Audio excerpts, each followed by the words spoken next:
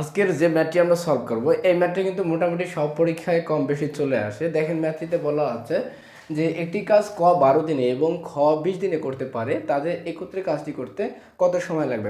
মানে মোটামুটি কিন্তু সব পরীক্ষায় এই ম্যাথটা চলে আসে। আর এই ম্যাথটি কিন্তু সবসময় নৈবিত্তিকে আসে। যদি আমরা দেখে দেখেই সলভ করতে পারি 2-3 সেকেন্ডের মধ্যে, তাহলে কিন্তু বিষয়টা অনেক বেশি মজার হয়, তাই না? দেখেন কী কাজ করবেন।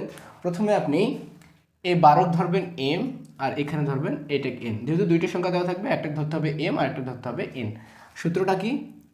এম এন ভাগ হলো এম প্লাস এন। জাস্ট এতটুকু মনে রাখলেই এনাফ। কী করবেন? প্রথমে হলো 12 গুণন হলো 20কে গুণ করে দিলেন, আর নিচে হলো 12 প্লাস 20। তাহলে উপরেরটা হয় 240, 12 আর 20 যদি আমরা যোগ করি তাহলে 32। তাহলে এখান থেকে আসে কাটাকাটি করলে আসে 7.5। কত সহজে কিন্তু খুব কম সময়ে কিন্তু আমরা নির্ণয় করে ফেলতে পারলাম, তাই না? আমি যদি আপনাদের এটা বোঝাইতে পারি, আমি শিওর হব যদি আপনারা এটার অ্যান্সার কমেন্টে দেন। এখানে আমি 2 না দিয়ে 4 দিলাম, মানে 14। এখানে 0 না দিয়ে 22 দিলাম। ঠিক আছে? তাহলে এখানে 14 দিনে আর খ করে 22 দিনে, তাহলে একত্রে কাজটি করতে কত সময় লাগবে অবশ্যই আপনারা কমেন্টে জানাবেন। ভালো থাকবেন। আসসালামু আলাইকুম।